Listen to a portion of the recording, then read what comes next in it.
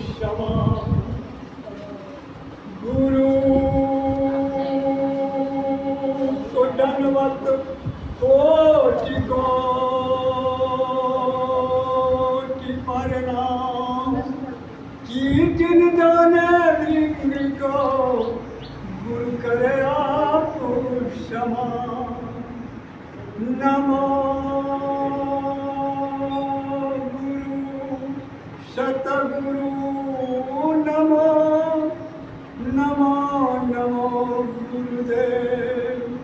नमो विघ्नहर्ता गुरु निर्मल जातो भजु। कहे कबीर पुकार के दो बात लख लीजिए। एक साहब की बंदगी भूखों को कुछ दे। इष्ट मिले मन मिले मिले सकल रीति। कहे कबीर जहाँ जाइए रहिए संतन की। भक्ति निज बिन से नहीं, भक्ति निज बिन से नहीं। आय परे जो थे कंचन विष्टा परे घटे न हो। कामी क्रोधी लालची इनसे भक्ति न हो। भक्ति करे कोई सूरमा जाति वर्ण कुल हो। दुख में सुमरन सब करे, दुख में सुमरन सब करे। सुख में करे को जो सुख में सुमरन करे दुख काहे को। आदरणीय उपस्थित परम बंधन्य संत समाज, धर्म अनुरागी सत्संगी प्रेमियों, महान भावों, सदात्माओं, धर्मशिला माता एवं बहन। आज मेरा सौभाग्य हुआ कि सतगुरु की दर्शनार्थ के लिए मैं यहाँ तक आ गया। सभी सत्संगी को दर्शन करते हुए साहब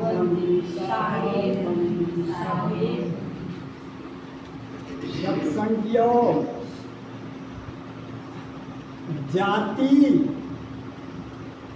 जाति को देखकर या समझकर छोटा नहीं समझना चाहिए। चाहे किसी जाति का लोग हो, किसी वर्ण का लोग हो, जाति को छोटा नहीं समझना चाहिए। ये बहुत बड़ा अपराध है। साहिब कबीर ने कहा है, ये मानव तेरा गुण बड़ा है। तो इसी प्रसंग से सभी सत्संगियों, माता बहनों, संत समाज का मैं सेवा करूँगा। मनुष्य को जाति को देखकर घृणा नहीं करना चाहिए, बड़ा छोटा नहीं समझना चाहिए। क्योंकि यह जाति मानव जो होता है ना, सब एक समान होता है। जितना भी अभी सत्संगी हैं, सबके हृदय में परमात्मा वास करता है।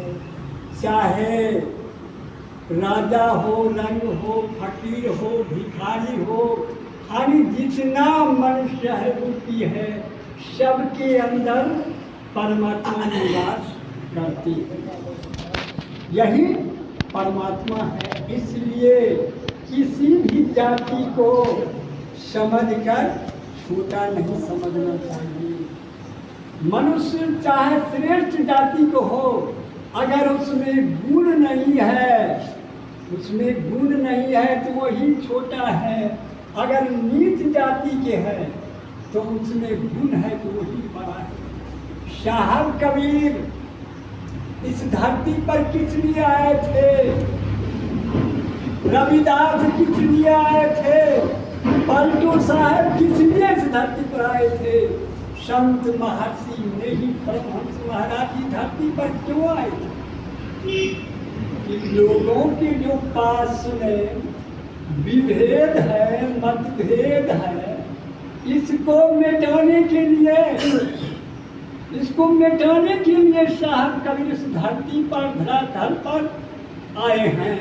लोगों को समता की भाव रखने के लिए, प्रेम की भाव रखने के लिए साहब कबीर आए हैं, पलटू साहब आए हैं, संत महर्षि नेही परमहंस महाराज जी इस धरती पर आए हैं। लोगों को ज्ञान देने के लिए, विभेद को मिटाने के लिए। साहब एक संत जी ने चौराहे पर दिन को 12 बजे दिन में लालटेन जलाकर खड़ा है। लोग पूछते हैं कि संत जी ये क्या कर रहे हैं, लालटेन दिन में जलाया जाता है? तो संत क्या कहते हैं, मैं आदमी की शहर में आदमी को खोजता हूँ।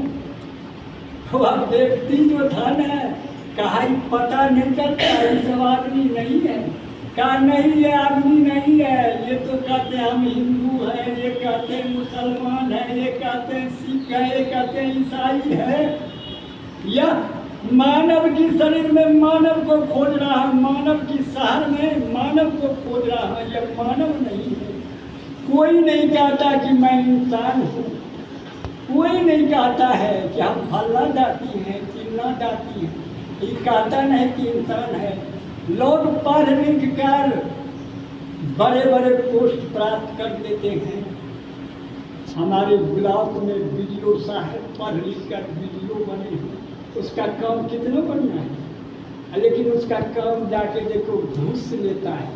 पढ़ लिख कर घूस लेना है, किसी को ठगना है, किसी को जेल भेज देना है, यही पढ़ लिख कर यही होना चाहिए।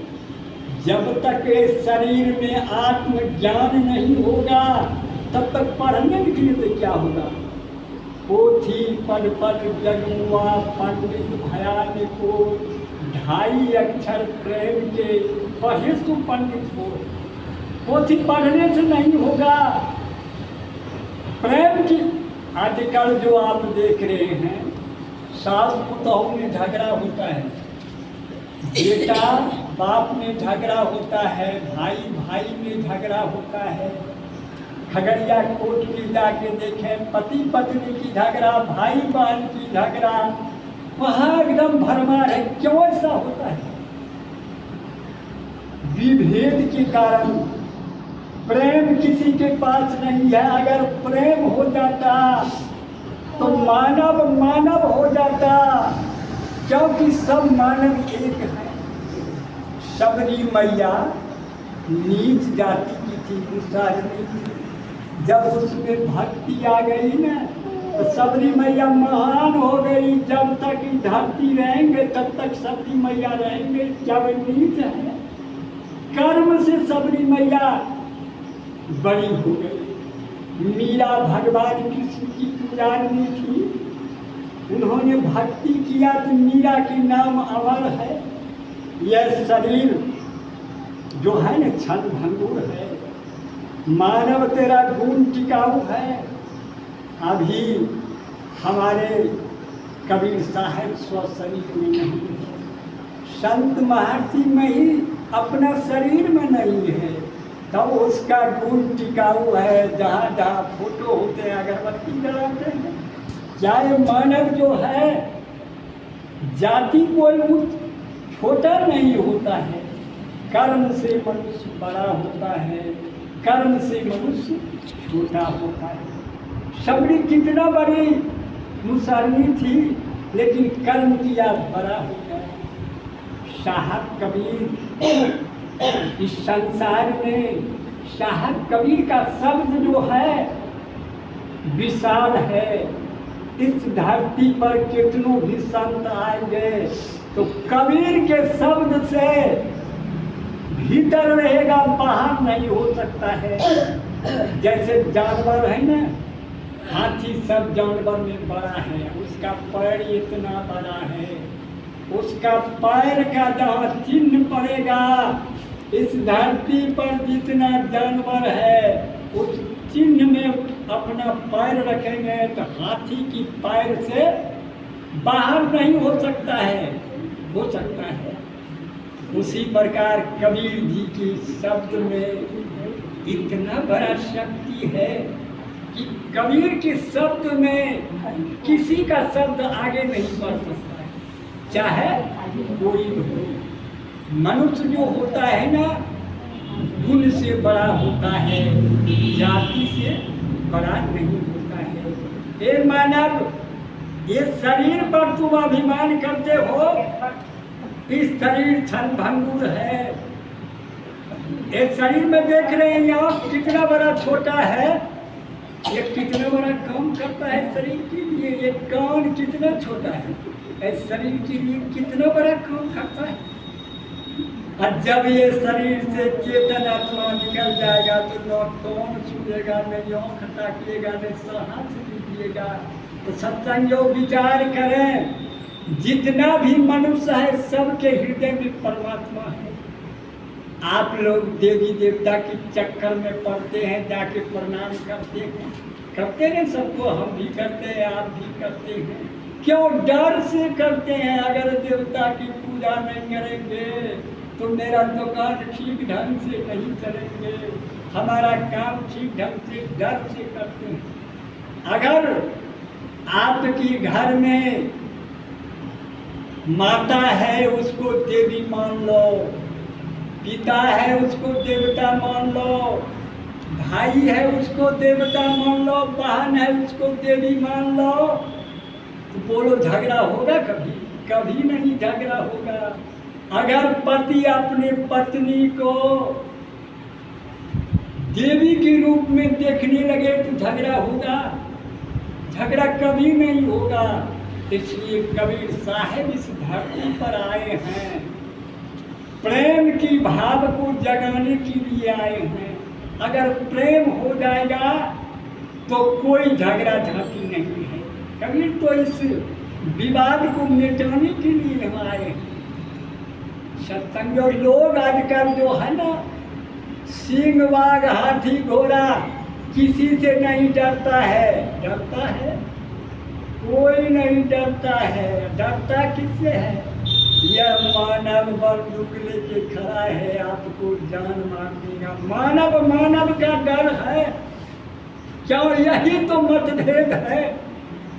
सत्संग विचार करें, जब तक ये हृदय से ईर्ष्या द्वेष मोह लोभ जब तक नहीं कीजिएगा तो मंदिर में आने से क्या होगा? घर में अगर माता पिता को देवी देवता मान लो तो घर घर नहीं रहेगा, वो मंदिर बन जाएगा। आप लोग देवता को भोजन कराने के लिए चलते हैं ना, तो 56 प्रकार के भोजन बना के गमछा से ढांप देते हैं और चलते हैं चढ़ाने के लिए। अगर कोई भिखारी रास्ता में मिल गया, अगर उसको खिला दीजिएगा तो आपका कल्याण होगा। वह भिखारी आपको संदेश देने के लिए आया है कि देखो मैं एक समय बहुत धनवान थे, आज मेरे हाथ में कटोरा है। तो सत्संगियों में भिखारी नहीं है, आपको संदेश देने के लिए आया है।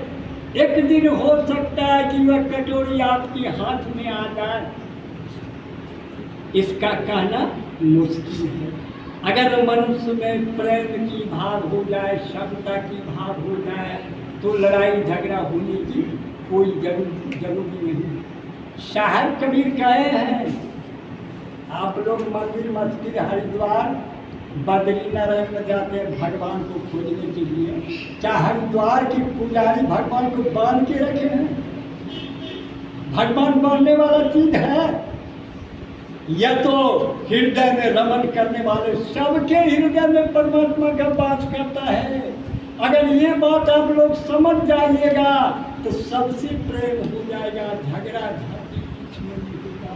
सत्संग में आने से नहीं होगा, सत्संग सुनने से नहीं होगा, जीवन में सत्संग को उतारना होगा तभी होगा, ऐसे नहीं हो सकता। एक संत बहुत बड़ा संत था, इसी गांव का, जिस गांव उसी गांव का था, उस रोज सत्संग हो रहा था, बहुत बड़े बड़े संत आए थे, प्रवचन हो रहा था।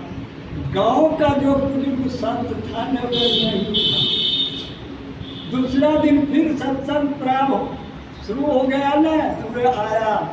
एक आदमी पूछते हैं कि साहब कल आप सत्संग में नहीं थे, कल प्रवचन इतना बढ़िया हुआ था, इतना दूर दराज के संत आए थे, सबका हृदय पवित्र हो गया, आप कहाँ चले गए? कहा मैं पंचायत में चले गए थे। तो ये तो संत पूछता है कैसा पंचायत? कहा लड़का लड़की में प्रेम हो गया था और लड़का लड़की को लेके भाग गया, वही में झगड़ा झाटी हो रहा था, तो मैं गया था पंचायत करने के लिए। ये तो संत कहता है साहब प्रेम में झगड़ा होता है, जब लड़का लड़की प्रेम हो गया तो झगड़ा होता है। प्रेम में कहीं सुने झगड़ा होता है, प्यार में झगड़ा होता है। प्यार में झगड़ा होता है, जैसे सबरी और राम में प्रेम था, प्यार नहीं था। प्यार स्त्री पुरुष में होता है, बाल बच्चा में होता है, बाल बच्चा होता है। प्रेम में बाल बच्चा नहीं होता है। सबरी जब भगवान राम से प्रेम किया तो सबरी को बाल बच्चा होगा। मीरा भगवान कृष्ण से प्रेम किया तो प्रेम में बाल बच्चा हुआ। प्रेम में बाल बच्चा नहीं होता है, प्रेम प्यार में बाल बच्चा होता है। लैला मजनू का प्यार, प्यार में बाल बच्चा होता है, प्रेम में बाल बच्चा नहीं होता है। सत्संग योग विचार करें, जब प्रेम से बढ़कर कुछ नहीं है। जिनके पास प्रेम आ गया कि सब मानव है, हम मानव हैं, सबके हृदय में परमात्मा निवास करते हैं। पढ़ने लिखने से क्या होगा? जब तक आत्मज्ञान नहीं होगा कि आत्मा क्या है, और तब तक परमात्मा मिलने वाला है। या और कौन मंदिर में घूमने से कुछ होगा? धूप लकड़ी जलाने से कुछ नहीं होगा। मन को पवित्र करो। गंगा में आप लोग स्नान करने के लिए डुबकी लगती है, गंगा मैया सब पाप को हरण करो। गंगा माँ में वो शक्ति नहीं है कि आपके भीतर की पाप साफ कर देगा।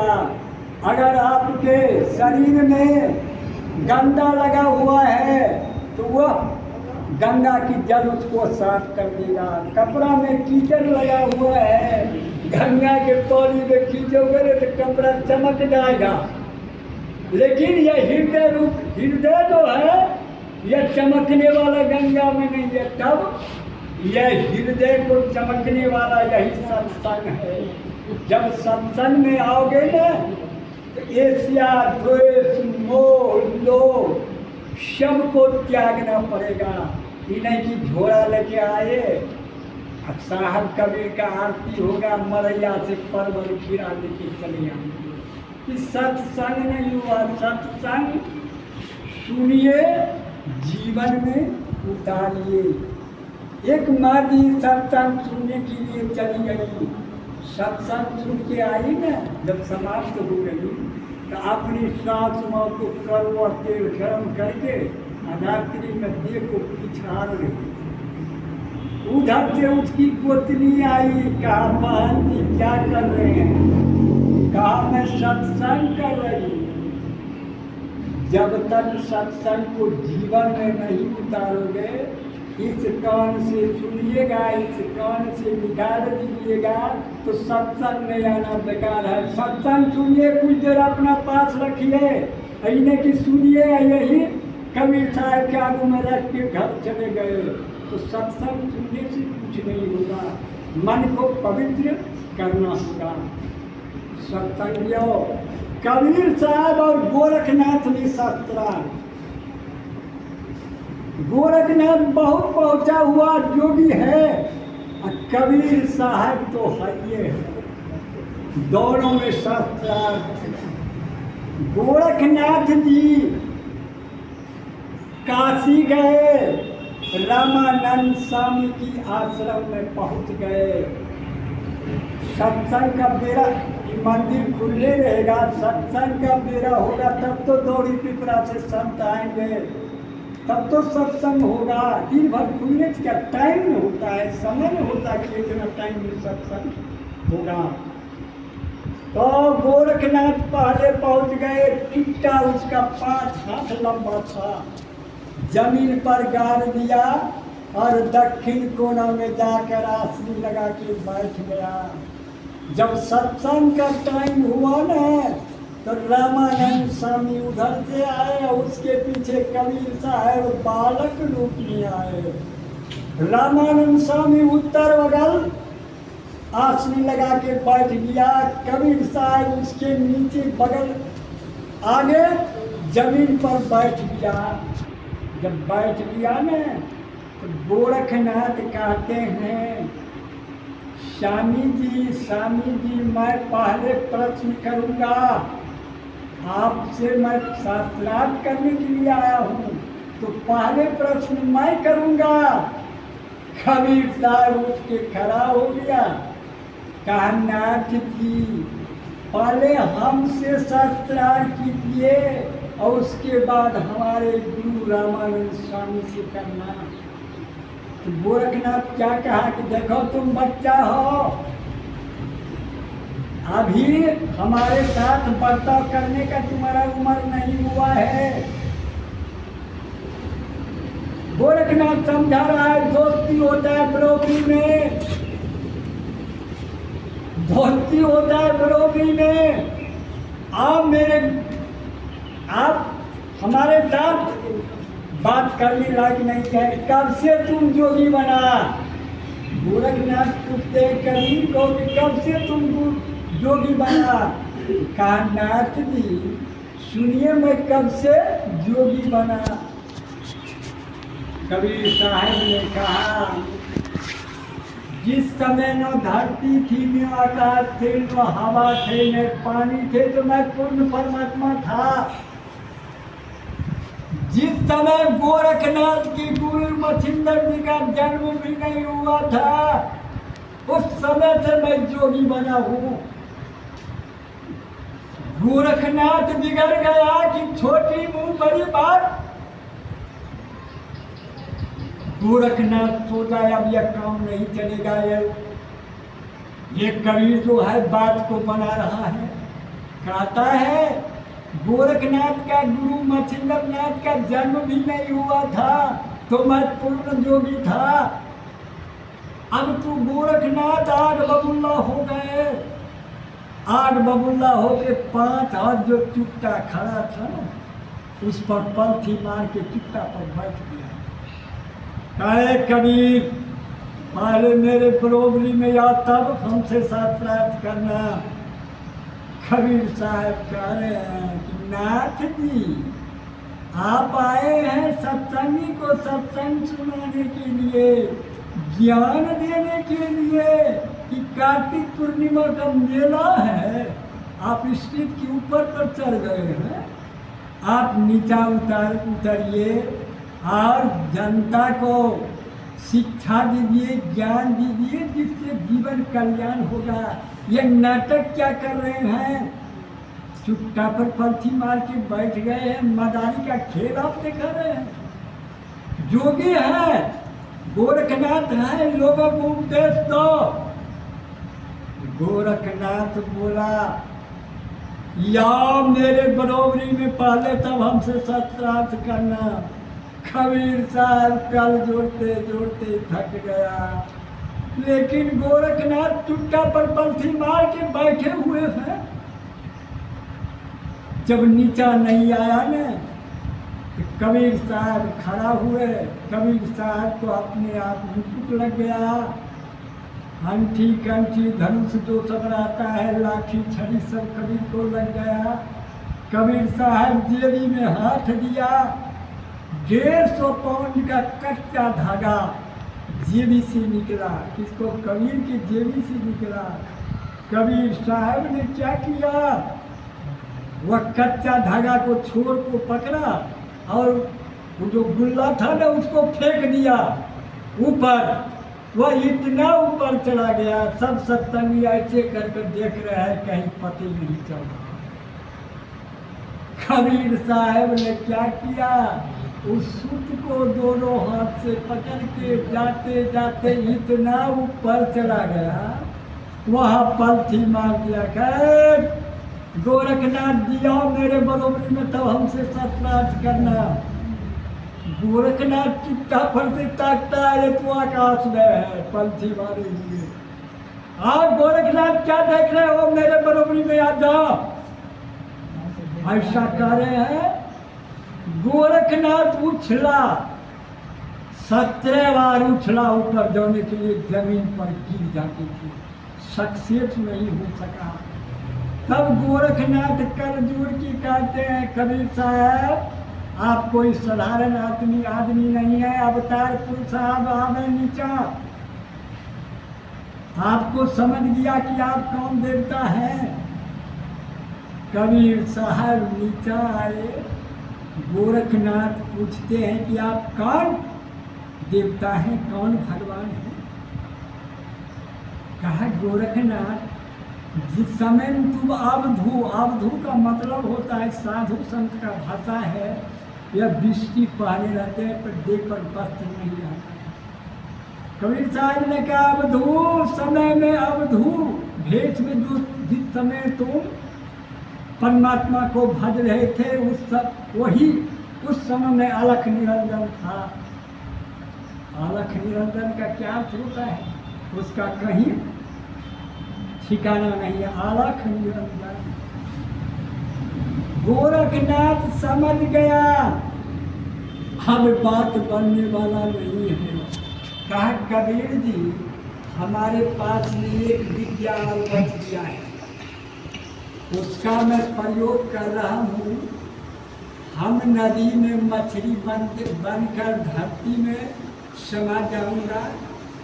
आप जो है मछली को पकड़ कर जमीन पर पटक कर गोरखनाथ बना दीजिएगा न, आपसे मैं हार गए। कानून कायदा को मानूंगा, आपका कानून कायदा को। गोरखनाथ किसी को नहीं मानता था, महान जोगी था। और कबीर तो पहुंचा हुआ, उसका कुछ कहने का बात ही नहीं। तो कहा ठीक है, अपनी विद्या का आजमाइश करो। तो चला आगे आगे गोरखनाथ, पीछे पीछे रामानंद स्वामी, उसके पीछे कबीर जी, उसके पीछे सभी सत्संगी चल दिए। नदी के किनारे गए ना, तो गोरखनाथ अपनी कपड़ा उतार दिया। नदी में अथाह पानी है, कोई भरठौना पानी नहीं है, पानी अगम है।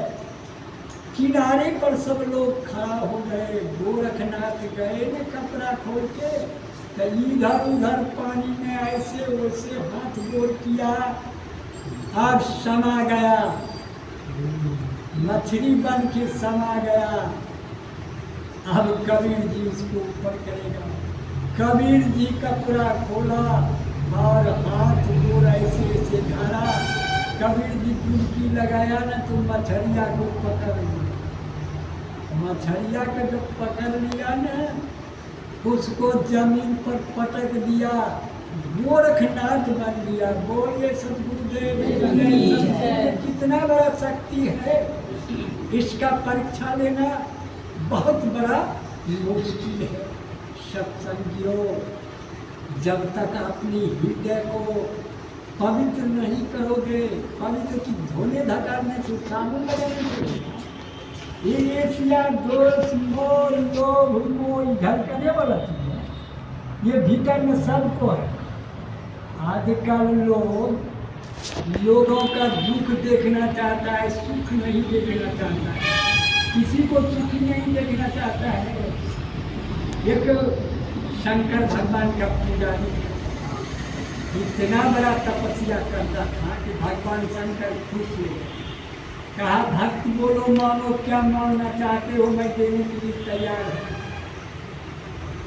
कहा प्रभु मुझे जमीन में या कुआ जगह हो जाता न, तो खेती करके बाल बच्चा को खिलाते पिलाते। कहा ठीक है जाओ, 1 बीघा आपको जमीन हो जाएगा, 1 बीघा जमीन हो गया ना, तो फिर वो तपस्या शुरू किया। परमात्मा फिर खुश हो गया, क्या मानो क्या मानो, कहा आप तो जमीन हमको एक बार तपस्या में दिए, बैल हमको 2 दे देता ना, तब न हम सोचते तो खेती होता, कैसे होगा।